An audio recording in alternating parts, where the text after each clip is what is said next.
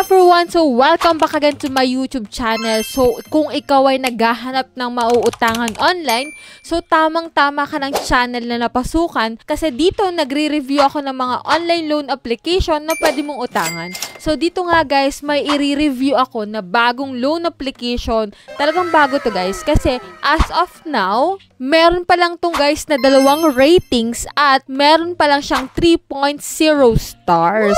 So, ang pangalan nga nito is si Mada PH Cash Installment Loan. So, ito yung mga installment loan siguro, no? So, kung gusto mo ng pangmatagalan na utangan, na hindi agad-agad magbabayad ng 7 days, so, panuorin mo to hanggang dulo kasi sasabihin ko dito kung magkano ba talaga yung pwedeng ipaloan sa'yo at kung magkano yung pwede mong ma-receive.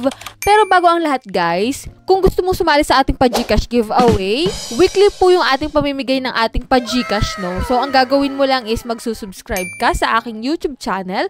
Kapag hindi ka pa nakasubscribe, ilalike mo yung video na to at mag-iiwan ka ng comment dyan sa comment section. So, dito nga sa video na to, kukuha ako ng 1 lucky winner kasi 5 yung pipiliin natin. Ko-comment ka lang dyan sa baba, ilalike mo yung video na to at magsusubscribe ka lang. Ganun lang kadali yung ating mechanics. O, mananalo ka na agad ng ating pa-Gcash. And sa last Monday of the month nga, merong mananalo ng ating pa-cellphone. Yan, may pa-cellphone giveaway tayo. So, last month ka, meron ng nanalo. So, ano pang inaantay mo guys? Mag-comment ka na dyan sa baba. And, ito nga yung pag-uusapan natin for today's video, si Mada PH. So, siya ay under ng safe and fast loan. So, dito nagsasabi siya na mabilis na loan at the best na mobile financial service, which is 12,000 pesos kapag ikaw ay first time. O, di ba?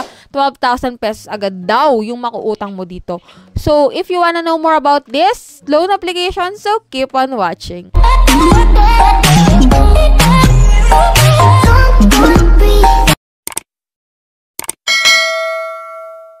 So, disclaimer no, hindi tayo agent or promoter ng loan application na to. So, dito, isi-share ko lang sa inyo kung anong meron sa application na to at kung magkano ba talaga yung pwedeng ipautang sa'yo. Pero kung ikaw ay naghahanap ng mauutangan from 1,000 to 30,000, may mga links ako dyan sa comment section. Makakatulong yan para mapadali mo silang mahanap at mag-direct kayo sa kanilang application or website. So, try mo lang guys, baka ma-approve ka, no? So, dito nga guys kay Mada PH, so mataas daw yung approval rate dito, no? So, need mo lang ng 1 valid ID and yan, meron silang repayment schedule na installment daw. So, check natin, install na natin itong si Mada PH. So, dito nga guys, yung minimum dito na pwedeng ipaloan sa'yo is 3,000. Minimum yun ha. So, ang maximum is 12,000 pesos up to 24,000 pesos. So, meron daw silang repayment terms na 120 to 240 days. So, check natin kung gaano to katotoo, no?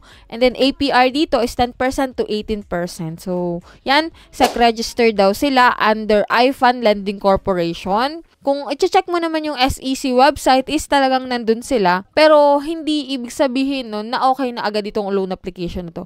So, dito guys, mag-register or maglalagin ka using your active mobile number. Then, magsisend doon ng 6-digit OTP code. Lagay mo lang yun guys.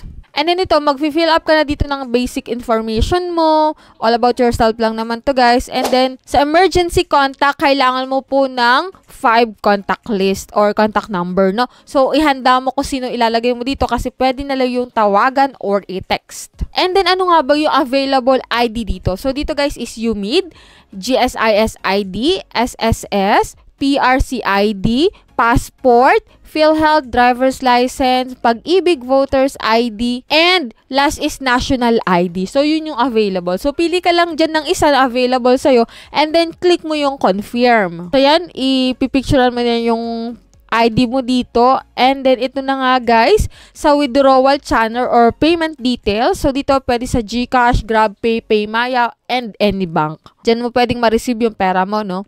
So, dito nga, ito yung pinakang last part.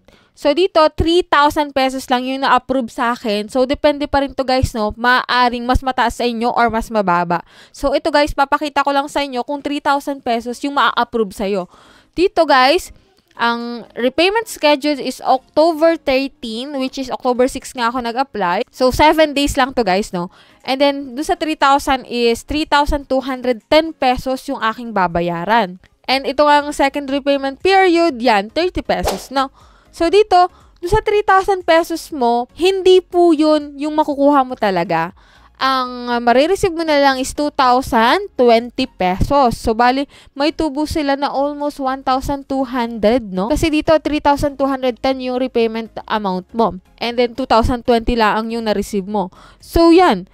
Mapapag-isipan mo itong mabuti kasi dito pinakita ko na sa'yo yung loan details kung magkano yung marireceive mo at kung magkano yung babayaran mo. So, yan lang guys yung meron dito kay Mada PH, which is hindi to available sa Google Play Store guys.